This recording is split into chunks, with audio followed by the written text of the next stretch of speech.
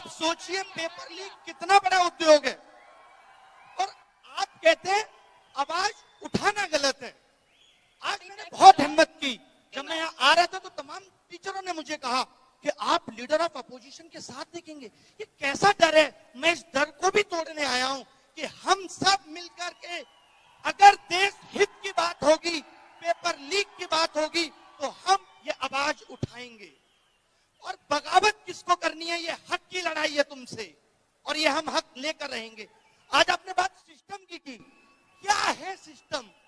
जो पेपर बना रहे, जो पेपर पहुंचा रहे, जिनकी निगरानी में पेपर हो रहा है और उसके बाद लीक हो जा रहा है, ये सभी तो सिस्टम है।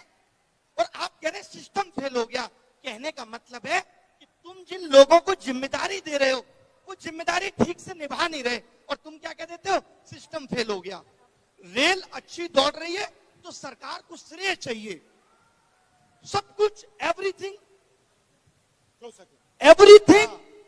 in this country is happening good in the नेतृत्व of प्रधानमंत्री। लेकिन जब प्रॉब्लम आ जाएगी सिस्टम जिम्मेदार है। तब सिस्टम क्यों? 22 लोगों ने आत्महत्या कर दी।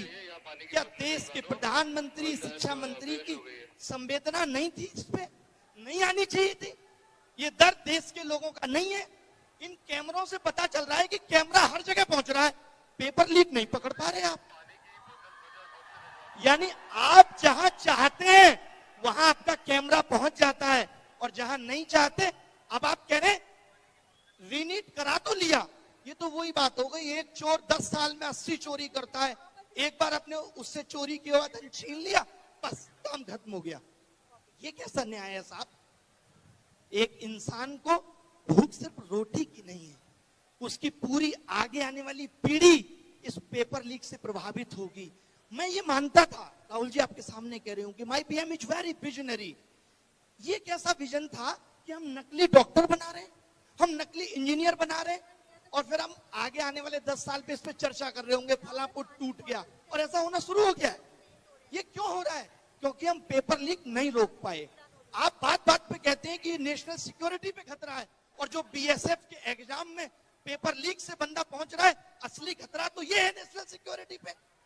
इस पे आपका ध्यान नहीं है। सर को यही बोलना चाहता हूँ कि सर ये शिक्षा प्रणाली जो भी है इसको थोड़ा सरल बताइए। जो आज मेरी बेटी के साथ हुआ, मेरे साथ जो हुआ, वो किसी दूसरे के साथ ना हो। मेरी बेटी आज मेरे यहाँ नहीं है तो वो ना हो ऐसा। सर आप संसद में आवाज उठाइए और ये न्याय दिलाइए सबको, ऐसा किसी बच्चे के साथ ना हो। मैं बस यही आपसे विनती करता हूँ सर। मेरी बेटी मुझे बहुत प्यारी थी, मैं नहीं रह पा रहा हूँ उसके बिना, बहुत मुश्किल से जी रहा हूँ और मैं बड़े मुश्किल से आया हूँ, इसके लिए मैं यहाँ आया हूँ कि कम से कम सर आवाज तो उठा सकते हैं सदन में। आज कितने दिन हो गए, लेकिन ये मैं वही देख रहा था कि मेरी बेटी के साथ साथ और भी बच्चे हैं जिन्होंने अपनी जान दी है, उनके लिए एक मैसेज तक नहीं है कि श्रद्धांजलि नहीं है उनको, एक कुछ मैसेज नहीं है। कम से कम आप इस्तीफा मत दो, कम से कम श्रद्धांजलि तो दे दो बच्चों को।